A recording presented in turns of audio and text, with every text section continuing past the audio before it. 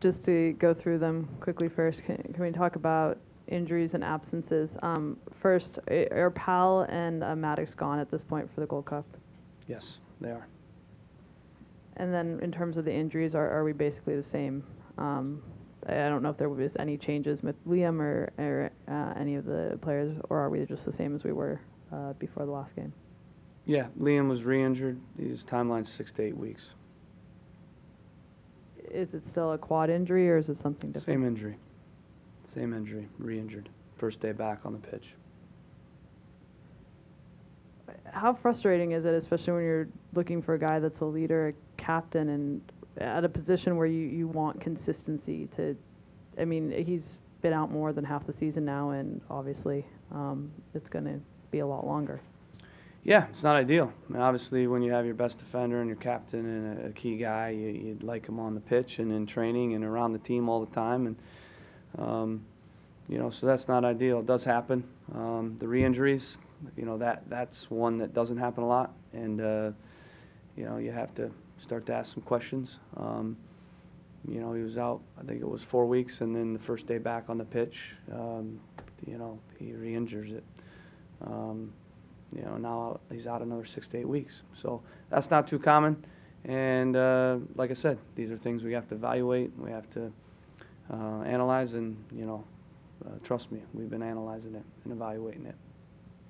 In terms of looking at all the injuries as a whole and looking at all the injuries you guys had last year, is there anything you are looking to change maybe in the training regimen or working with the sports science guys on that, or do you think it's separate from that? Yeah, well, I said last week, and you guys might have seen the injury report with the whole league, but when you look at, every team and you kind of go through, I mean, we're not the only team that deals with, soft tissue injuries. Every team does. Every team has a very thorough and comprehensive sports science department, like we do, and every single training session is planned accordingly with the fitness coach and athletic trainer. It's very scientific based on how we set up the week and the periodization and, the cumulative of the loads and the acute chronic over the 6-week cycle. And every player has a heart rate monitor on. We know their heart rate response. We know their distance covered. We know their high intensity distance. We know their accelerations. We know their sprint counts.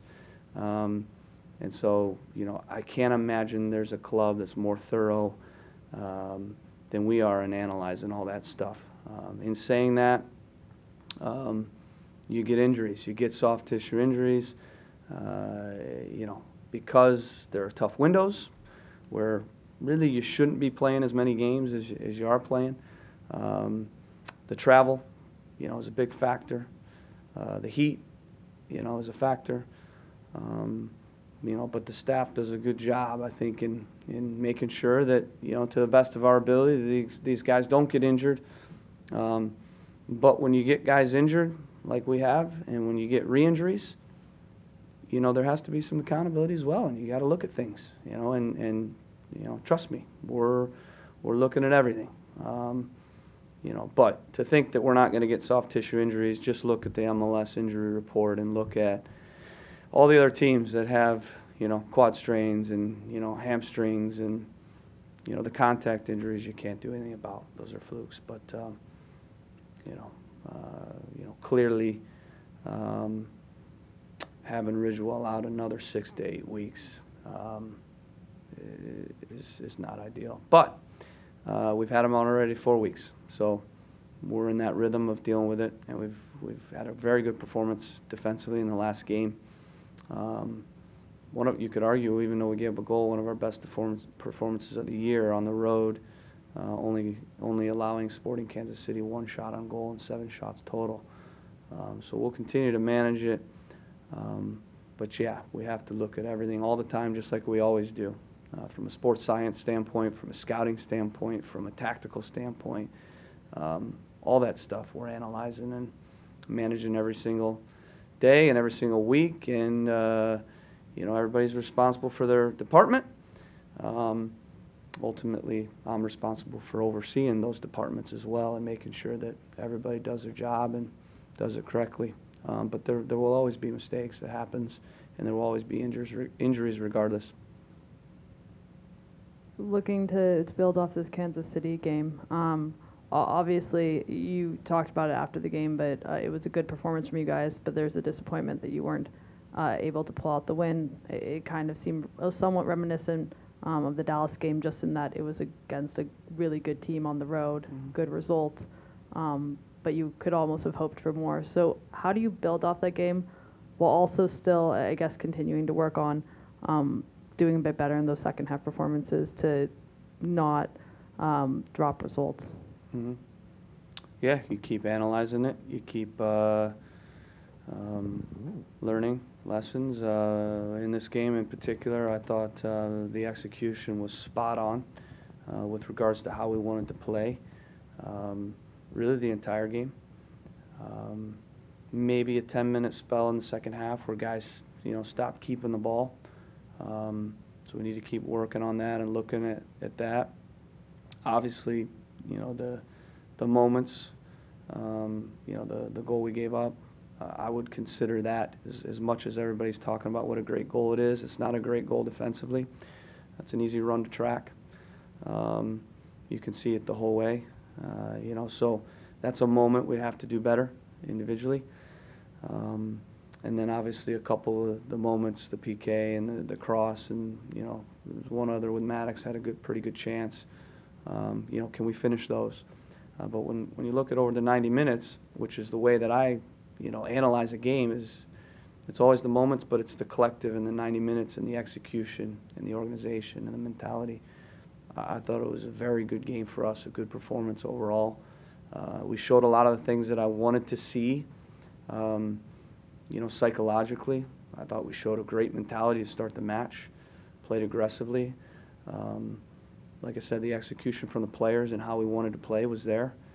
The confidence, I would say the organization as a whole and the unity and the leadership as well was there. We just got to do better in that one moment defensively, and probably a little bit better keeping the ball to start the second half. So we move on to the next game, but we take with us a lot of positives, and we build on that because it was a good performance. Caleb, we saw Darlington complete all 52 passes and really be effective next to Ben. First of all, how did he come out of the game? Any issues with the hamstring? Is he okay after that 90-minute shift? Yeah, he's good. Obviously, great game for him. And to be honest with you, I thought, in his role with what we asked him to do and what we wanted out of him, you have to put him in there in the conversation for, man of the match, because ultimately, he didn't score a goal, but he played the role we needed him to play and really played it perfectly without giving up one pass. And, he's very good in that role. It helps when you have Asprilla when you don't need him to play wide, because Asprilla is bringing what we need wide as well. And in this situation, obviously, we don't have any holding mid, any guys that can play there, and so he can play that role and keep the ball. You won't get goals out of him, but you might get a second assist. You'll definitely get possession, and you'll get a very good impact out of him in that role. How big of a factor was that in the solid defensive performance, because he can release pressure just on his own sometimes? Yeah, again, if you want to watch the game and analyze the game and you look at who we're playing and where we're playing, those all factor into, the analysis of was it a good game, wasn't it? And those are layers that, go into our analysis. Who you playing, where you playing, what were you trying to do in the game? And those are things that not everybody's privy to. But I can tell you this, in analyzing the game and analyzing what we wanted to do in the game and looking at, who we're playing and where we're playing, I don't know how you can think anything else other than it was a good performance with a mistake on the goal. And, we scored a PK and we get out of there with 3 points. But, you can't hindsight United those moments too much, because the overall, execution and performance was, extremely good, and Darlington definitely played a big part in that. And I thought Ben Zemansky as well, who hasn't played all year, got around the park and covered a lot of ground and won balls. And those two guys in particular hadn't played together at all. And I don't know if people realize how difficult that is to follow up a performance like we did on the road against the best team in the West after we've given up a disappointing result, and to come out and to play as confidently as we did with new pieces in the lineup, and to show that organization, to show the mentality that we showed. That says everything about the team that we have and the players that we have, and I would say the staff as well, in terms of making sure we turn this group around and get them ready to play this game. And yeah, we're never satisfied with a draw, but in the end, I can accept that performance because I know what we were looking to do out of the game. Talk about Chicago, obviously a very hot team, especially at home. They're missing two people, but what do you expect? What are maybe one or two challenges with a quick turnaround against a hot team like Chicago? Yeah, best team in the league. They are the best team in the league, and they're in the best form of any team in the league. So they're at the top of the table, the entire league, and they haven't been beaten in 10 games. And they're in form, and they're playing extremely well. They've added some pieces in the offseason, and that's made them a completely different team. And we have quite a challenge for sure. We're the underdogs. We have 8 players out in this game, including the guys away from international duty and the injuries. 4 or 5 of those guys are starters. So we have quite a challenge. But I know that I have a team that's up for the challenge, and I know they'll relish and look forward, to trying to knock off the best team in the league. What are they doing well, and maybe what have the new additions allowed them to do in terms of possessing and build up that have made them successful so far? I think mostly it's personnel. They added some really good pieces, guys with experience, guys that are good players.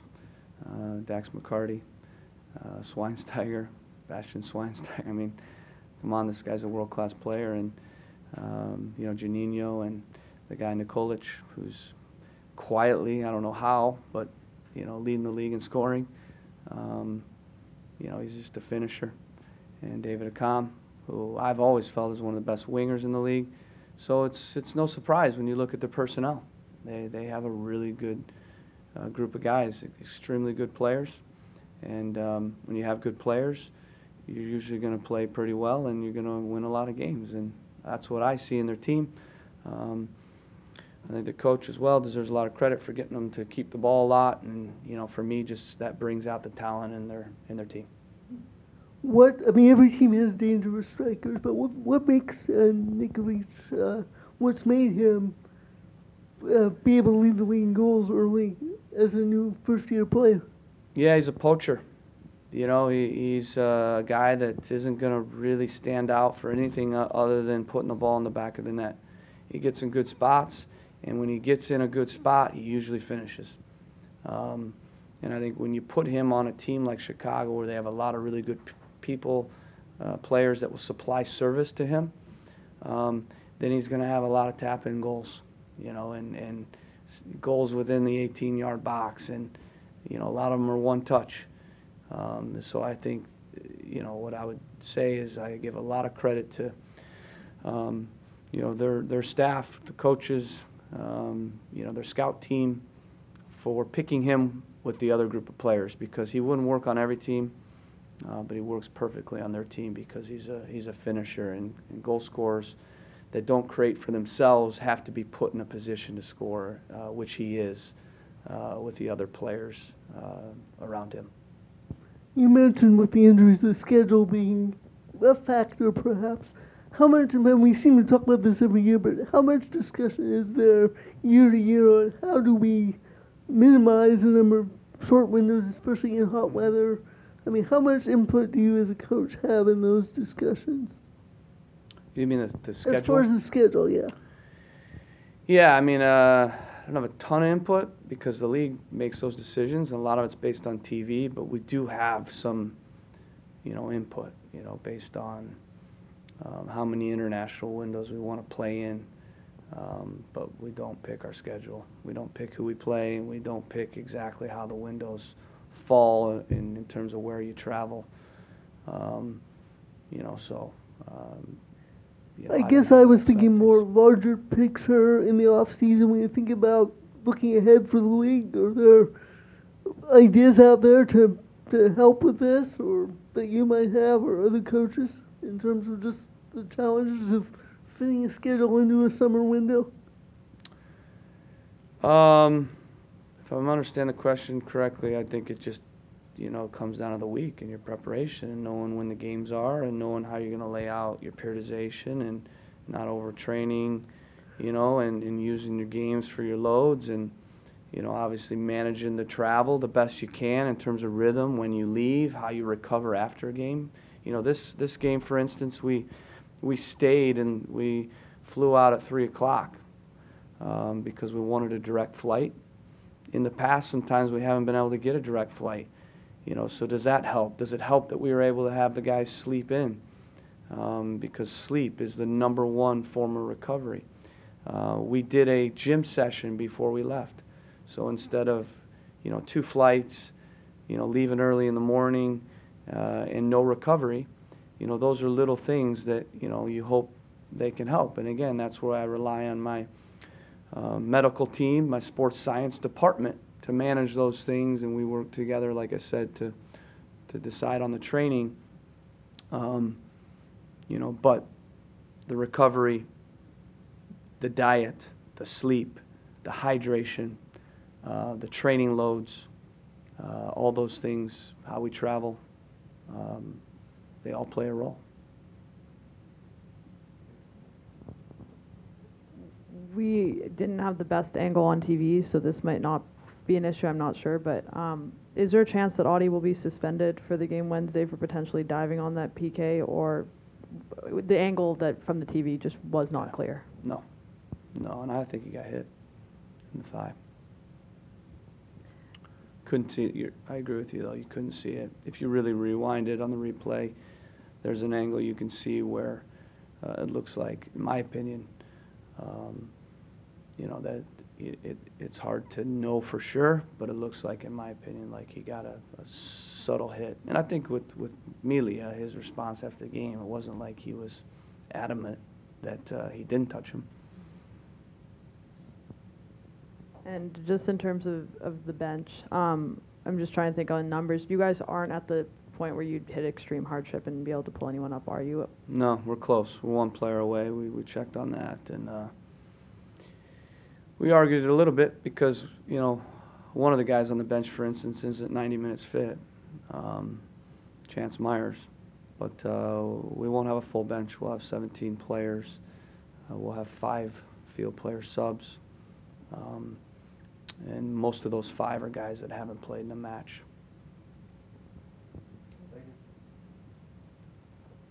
But we're going to win.